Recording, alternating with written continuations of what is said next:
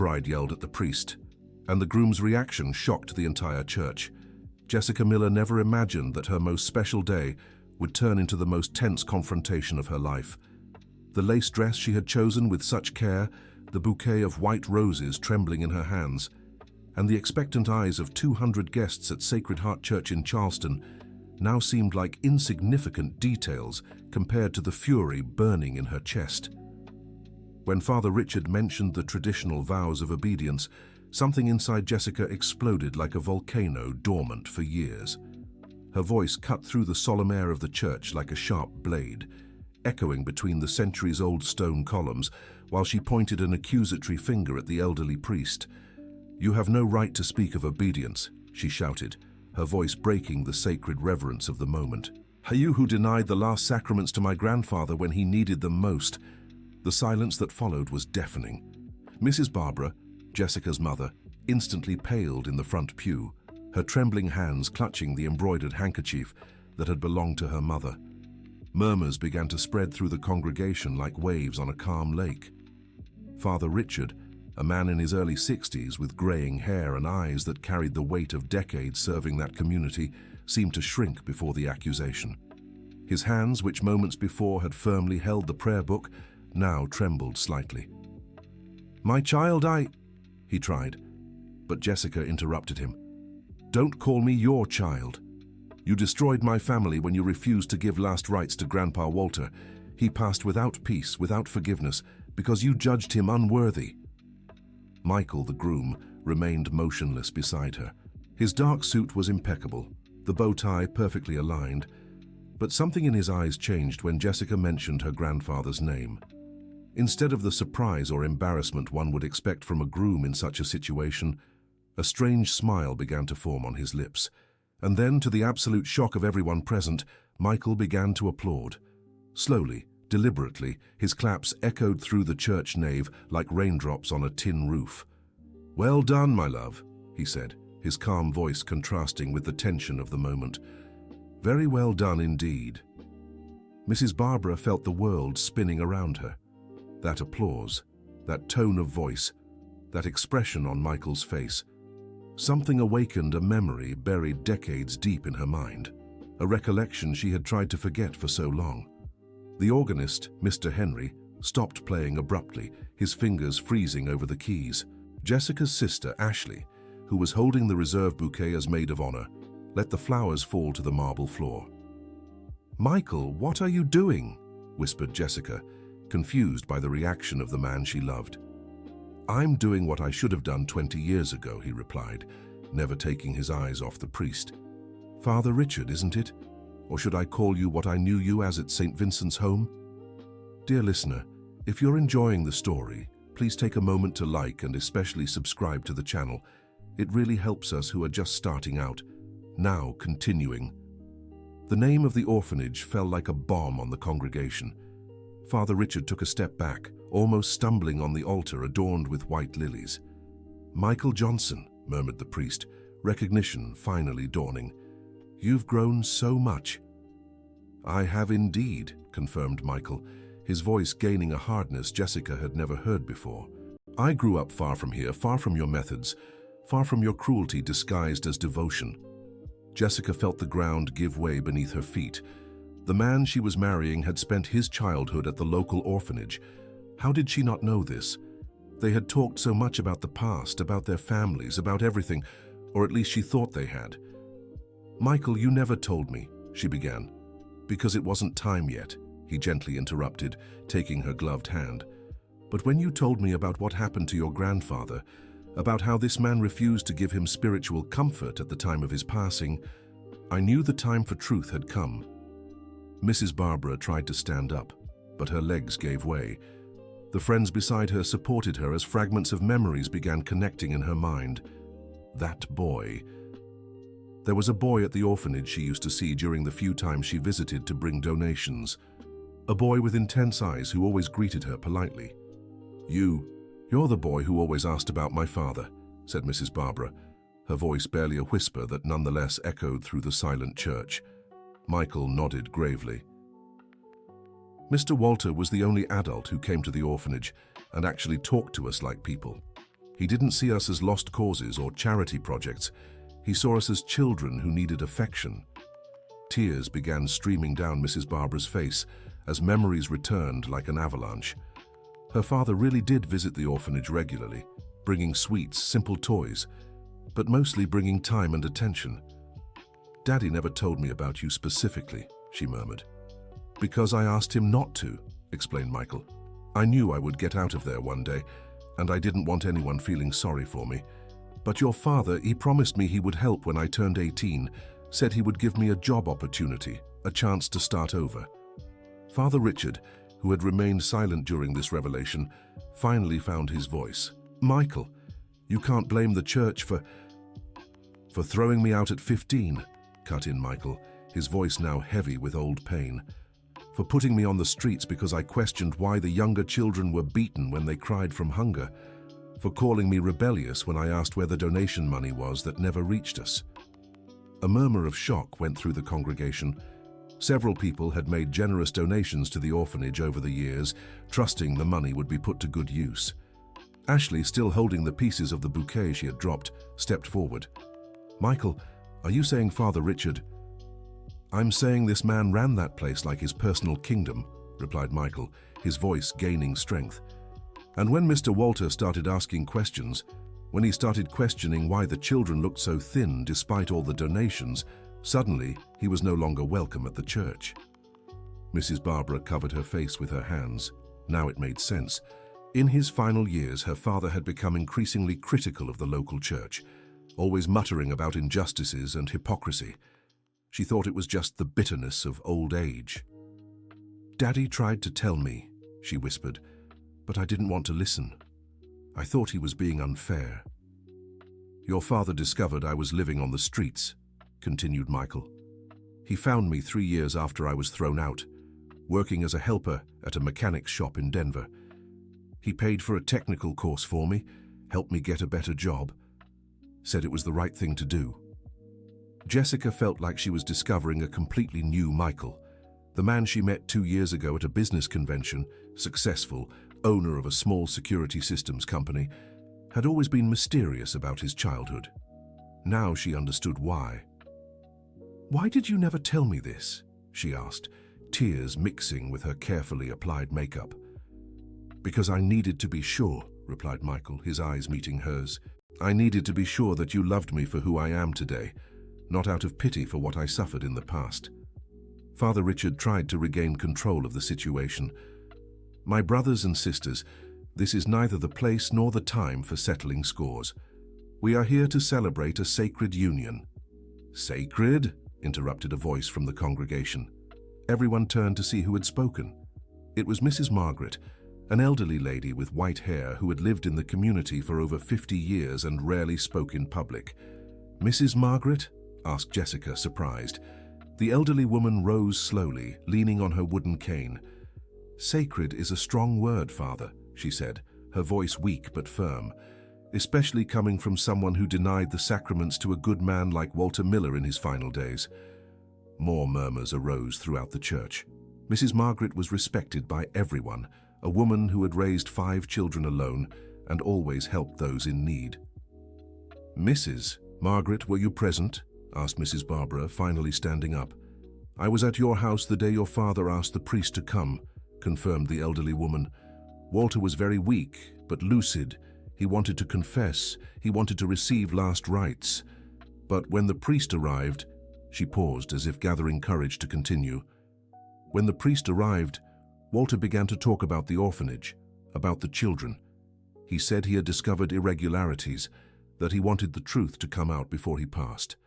It was then that Father Richard said he could not give the sacraments to someone who spread slander about the church." The silence that followed was absolute. Even the wind rustling the trees outside seemed to stop. Father Richard was pale now, his hands visibly trembling. "Walter was delirious," he said weakly. The illness had affected his mind. "My grandfather was perfectly lucid," Jessica burst out again. "He died carrying the guilt of some imaginary sin because you planted that doubt in his head." Michael approached Jessica and, to everyone's surprise, took a yellowed envelope from his jacket's inner pocket. "Actually," he said calmly, Mr. Walter did not die carrying any guilt. All eyes turned to the envelope in his hands. "What is that?" asked Mrs. Barbara. "It's a letter that your father left me," explained Michael. "He wrote it just a few days before passing and asked me to deliver it on the day of my wedding to Jessica." Jessica felt her heart race. A letter from her grandfather, written to Michael. "He knew you would get married?" asked Ashley, incredulous. Michael smiled sadly. "Walter was a very wise man. When he told me about his granddaughter who was finishing her business degree, about how determined and kind she was, I said I would like to meet her someday. He just smiled and said that things happen when it's time for them to happen." With careful hands, Michael opened the envelope and took out 2 sheets of paper, handwritten in the shaky but still legible handwriting of Mr. Walter. "May I read?" he asked, looking at Jessica and Mrs. Barbara. Both nodded, unable to speak. Michael unfolded the sheets and began to read, his voice echoing clearly through the church. "My dear Michael, if you are reading this letter, it means the day has come and you have found the happiness I always wished for you. I hope my Jessica has proven to be the special woman I always knew she would be." Tears began to flow freely down Jessica's face. "I want you to know that I discovered everything about what happened at the orphanage, the fake accounts, the misdirected donations, the mistreated children. I have documents, Michael. I have proof. They're hidden in the attic of my house, inside my dear wife's shoebox." Mrs. Barbara gasped. She knew exactly which box her father was referring to. "I couldn't seek justice in my lifetime because I fell ill too quickly, but I trust you, my boy. I trust you'll find a way to do what's right." Michael paused, his own voice choked with emotion. "And to my daughter Barbara and my granddaughter Jessica, forgive an old fool who didn't know how to explain everything in time. Father Richard tried to silence me by denying me the sacraments, but my conscience is clear. I did what I could to protect those children.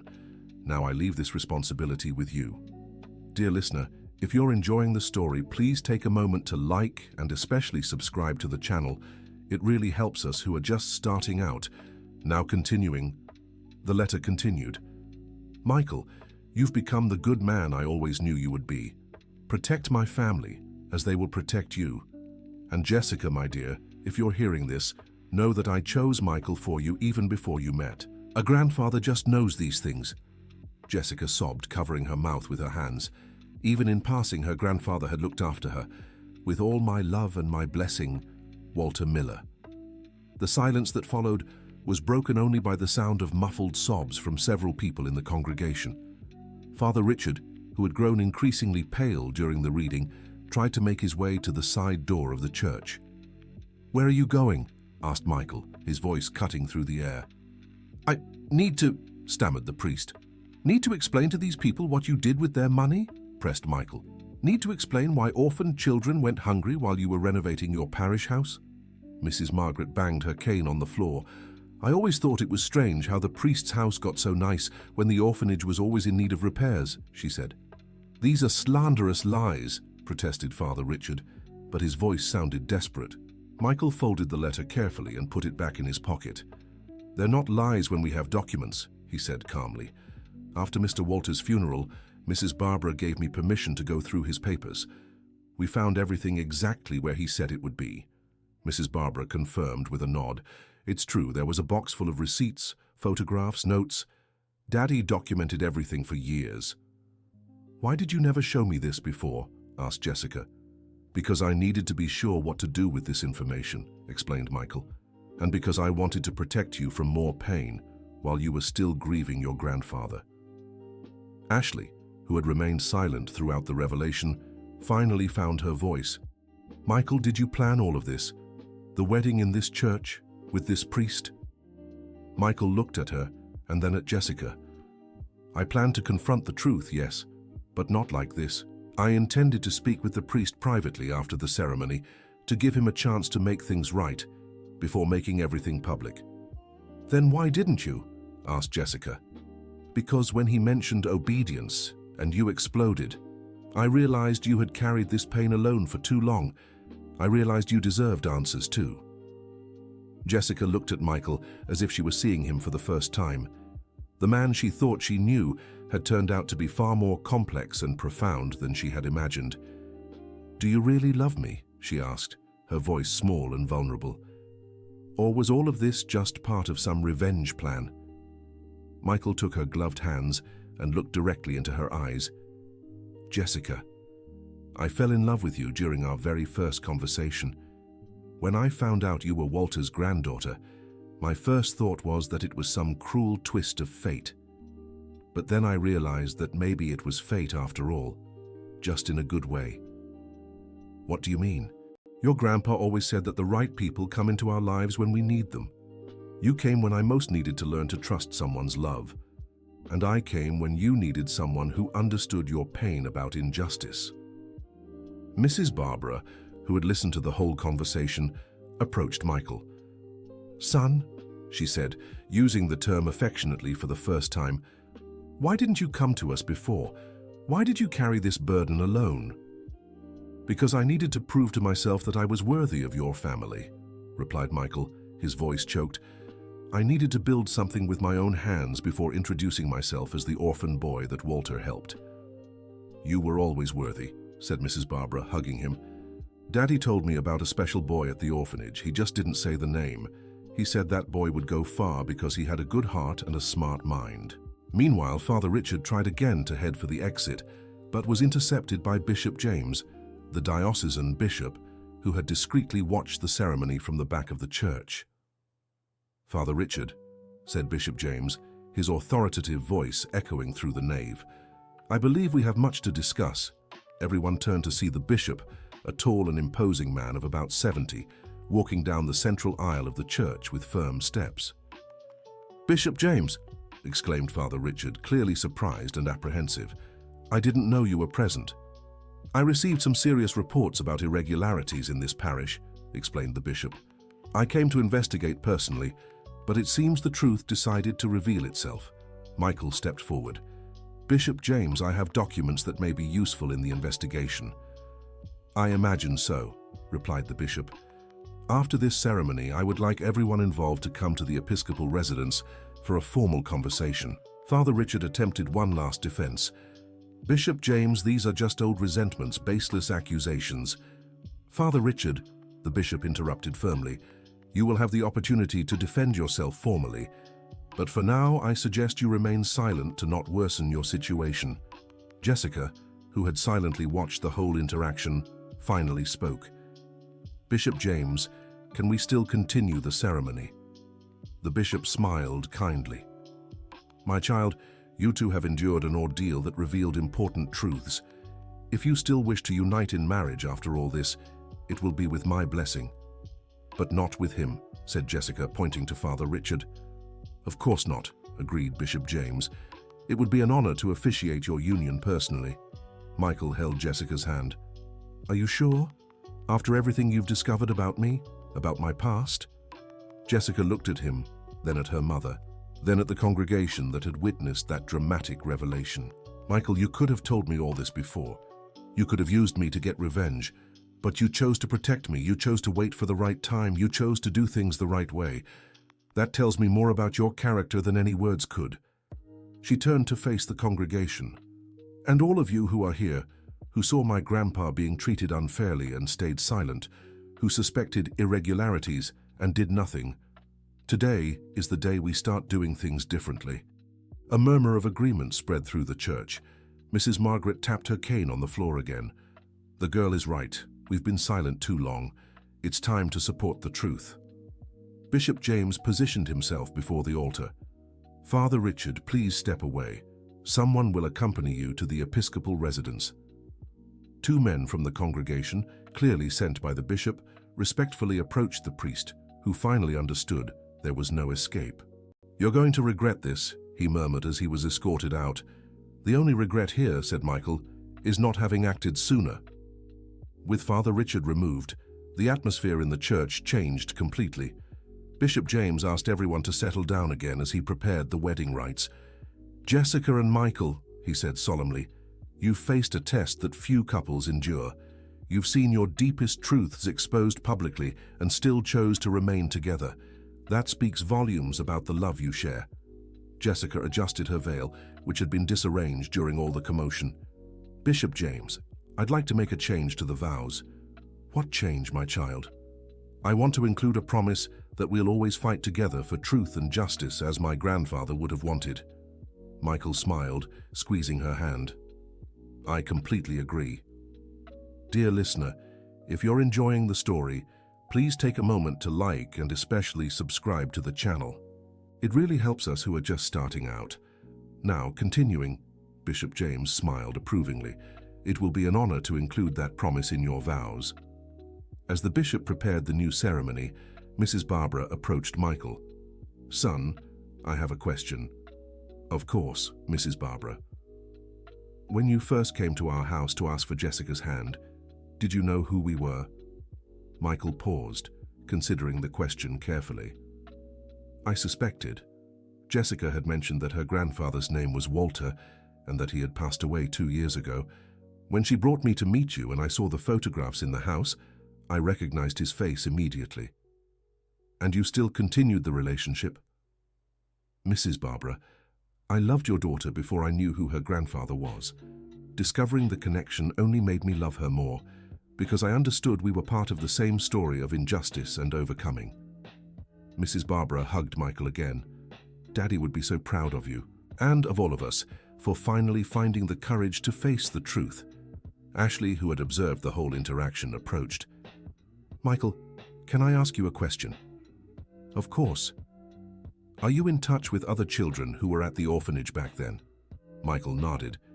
"A few, why do you ask?"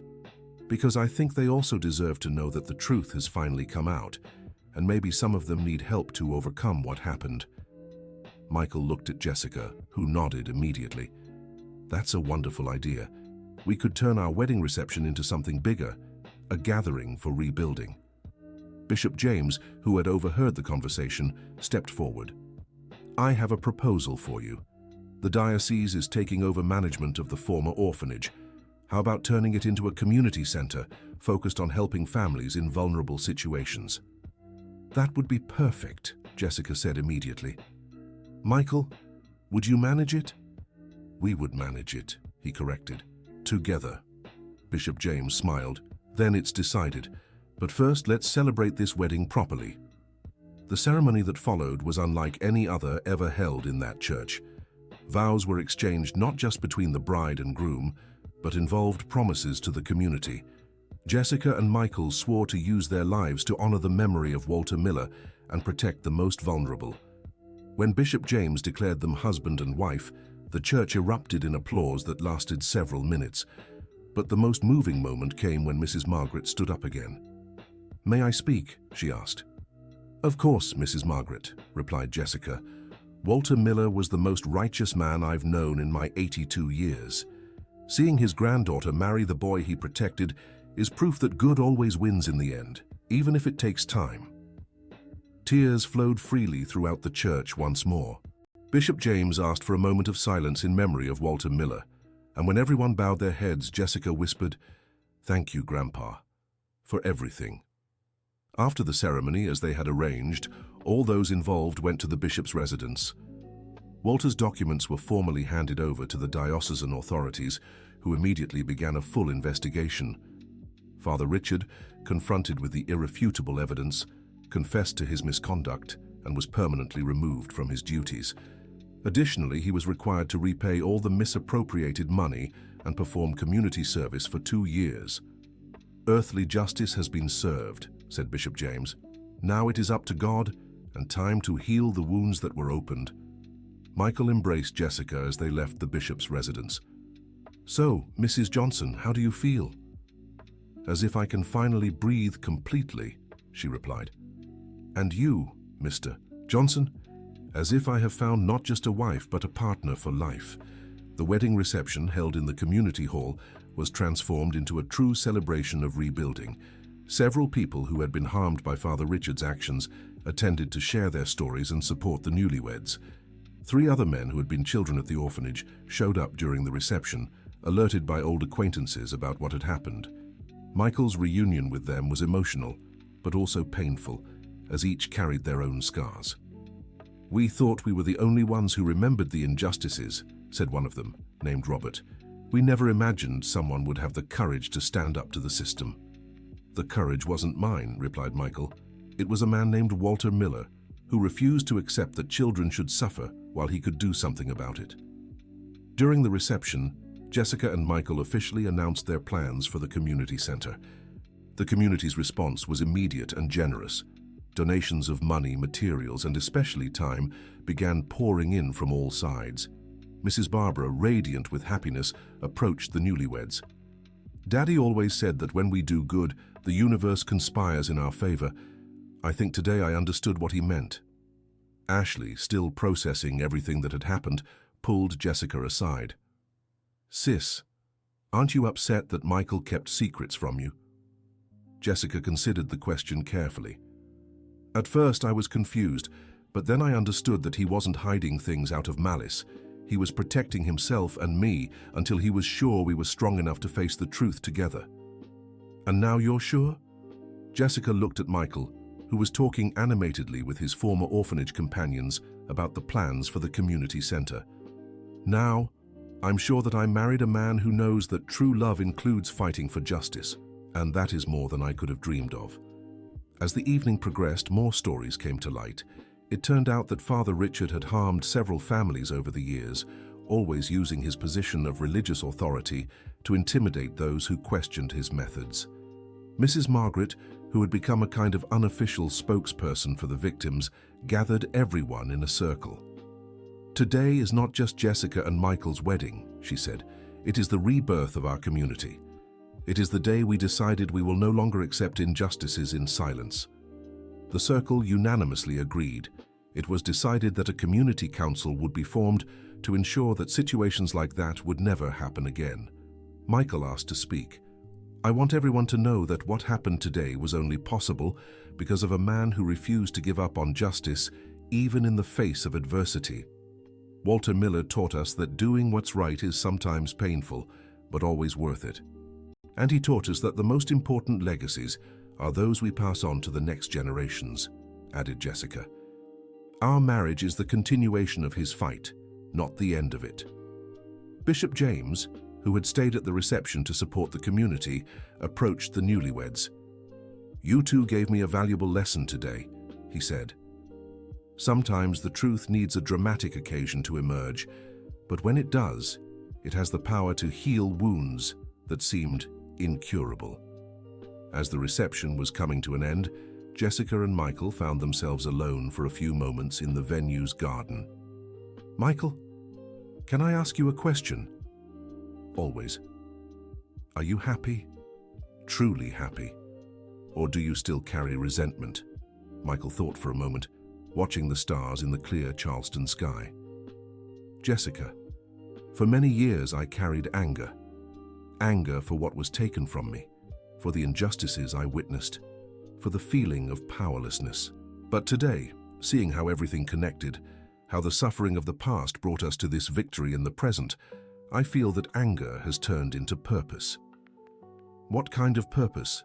"The purpose of building the world your grandfather dreamed of.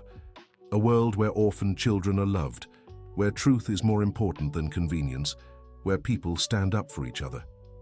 Jessica smiled, resting her head on his shoulder. "I think that's why I fell in love with you before I even knew your story.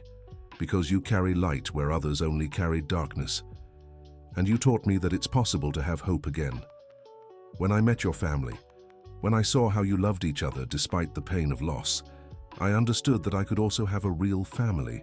They remained silent for a few minutes, simply enjoying the peace they had finally found. "Michael? Yes? Thank you for waiting for the right moment for the truth. Thank you for protecting my heart while preparing my mind. Thank you for giving me a reason to believe that we deserve happiness, despite all the suffering we've been through." The following month, the community center began to take shape. The old orphanage was completely renovated, but this time with total transparency about the use of resources. Jessica used her knowledge in administration to create an efficient management system, while Michael applied his security experience to ensure the facilities were safe and welcoming. Bishop James made sure to be present at the inauguration, 3 months after the wedding. "This place represents more than a second chance," he said during the opening ceremony. "It represents proof that when the community comes together around truth and justice, miracles happen." The center offered various activities: after-school tutoring for underprivileged children, vocational courses for young people, psychological support for families in crisis, and a special program for orphaned or vulnerable children. Robert, one of Michael's former orphanage companions, became the center's educational coordinator. During the inauguration, he gave an emotional speech. "Those of us who have experienced abandonment know how important it is to have someone who believes in our potential. This center will be that someone for many children." Mrs. Barbara, who had become a kind of community grandmother, began dedicating much of her time to the center, telling stories to the children and teaching crafts to the mothers. "Daddy always said that seeds planted with love always bear fruit," she said during one of the activities. "You are the living proof of that." 1 year after the wedding, Jessica and Michael renewed their vows in the same church where it all began. This time, the ceremony was officiated by Bishop James and was attended by all the families who had been helped by the community center. "1 year ago, we began our journey with confrontation and painful revelations," said Jessica during the vow renewal. "Today, we renew our commitments not only to each other, but to the community that welcomed us and allowed us to turn pain into purpose." Michael added, "Walter Miller taught us that true love includes the courage to confront injustice. Our union represents not only our feelings for each other, but our commitment to the values he stood for." During the vow renewal celebration, a special surprise awaited the couple. Mrs. Margaret, now 83 years old but still sharp and active, asked to speak. "Jessica and Michael, you have transformed our community, but there is something you still don't know." Everyone leaned in, curious. "Walter left me a letter too, a letter to be read only when you completed 1 year of marriage and the center was up and running." Jessica and Michael exchanged surprised glances. Mrs. Margaret pulled a yellowed envelope from the pocket of her party dress. "He said, if everything went as he hoped, I would know when the right time was to deliver this letter." With trembling but steady hands, she handed the envelope to Jessica. "Will you read it for all of us?" Jessica carefully opened the envelope and unfolded the sheet of paper. Her voice caught as she began to read. "My dear granddaughter, and my dear beloved adoptive son, if this letter is being read, it means you have managed to turn injustice into justice, pain into healing, separation into union." Michael put his arm around Jessica's shoulders to give her strength to continue. "Jessica, I always knew you would be a strong woman like your grandmother and your mother, but I also knew you would need someone who understood that real strength includes compassion. Michael, you were the bravest boy I ever knew. Even as a child, you stood up against injustices, even knowing you would be punished for it. I knew you would become a man capable of protecting those you love." Tears flowed freely down the faces of everyone present. "Together, you are more powerful than any injustice. Together, you can continue the work I began, caring for those in need, defending those without a voice, loving those who feel abandoned. The community center is just the beginning. There is much work ahead, many injustices to correct, many children to protect. But now you know you are not alone in this fight." Jessica paused to compose herself before reading the end of the letter. "My final word is about happiness. You deserve to be happy, not just in spite of the suffering you have endured, but because of the compassion that suffering awakened in you. Use your joy to bring joy to others. With all my love and my eternal blessing, Walter Miller. P.S. Jessica, there is a box buried under the jaboticaba tree in the backyard. Inside it is your grandmother's engagement ring. It was meant for you all along." The silence that followed was broken only by the sound of everyone's emotional sobs. Michael hugged Jessica as she cried with emotion. "He planned everything," she whispered. "Even after he was gone, he is still taking care of us." "It's because true love doesn't end with parting," replied Michael. "It transforms into a legacy." Bishop James approached the couple.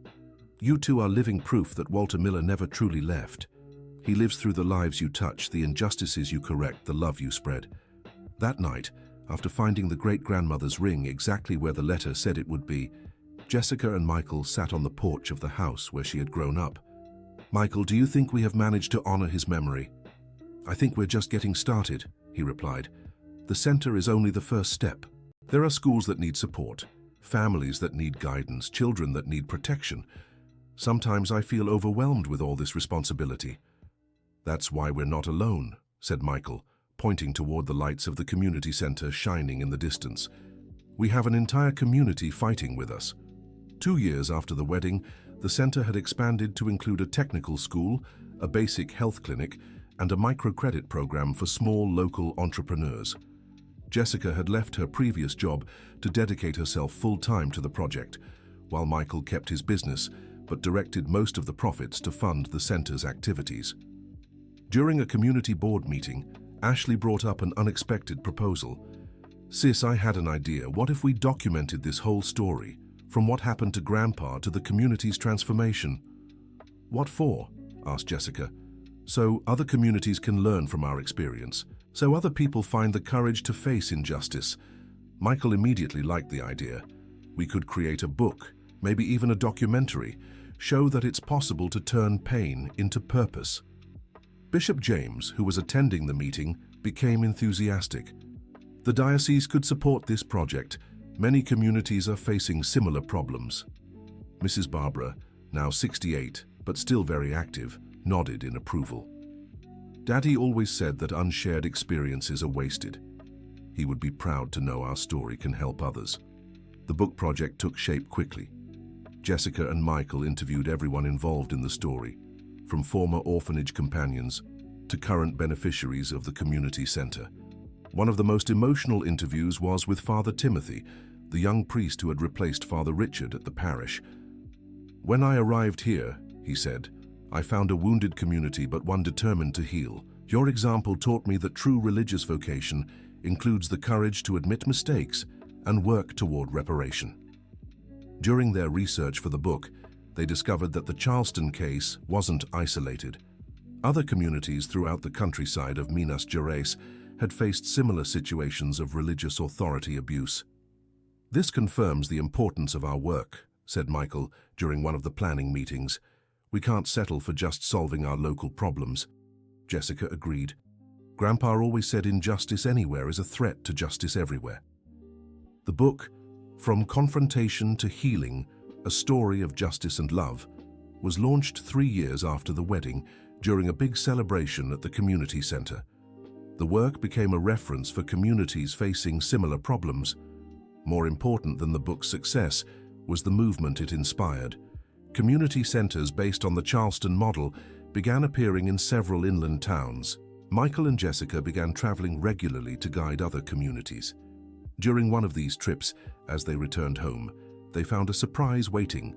Mrs. Margaret, now 85 years old, had prepared a party to celebrate their 4th wedding anniversary. "You're always taking care of others," she said with a mischievous smile. "It was time someone took care of you." The party was small but meaningful. All the founders of the movement were present: Bishop James, Robert, Mrs. Barbara, Ashley, Father Timothy, and several center beneficiaries. During the party, Michael asked for everyone's attention. "I have an announcement to make," he said, taking Jessica's hand. Everyone gathered around, curious. "Jessica and I decided it's time to expand our family." "How so?" asked Mrs. Barbara. Jessica smiled radiantly. "We're adopting 2 sisters who have been at the center for a few months, Hemas and Olivia, 7 and 9 years old." The announcement was met with tears of joy and emotional hugs. "It's the perfect way to honor Grandpa Walter's memory," said Ashley, "giving other children the love and protection he always stood for." Mrs. Margaret, always the wisest of the group, approached the couple. "Walter is smiling down from heaven," she said, "because you understood that family isn't just blood, it's choice, it's commitment, it's love that expands instead of limits." End of story. Now tell me, dear listener, what did you think of this story of overcoming and justice? Do you believe Jessica and Michael made the right decisions in facing the truth?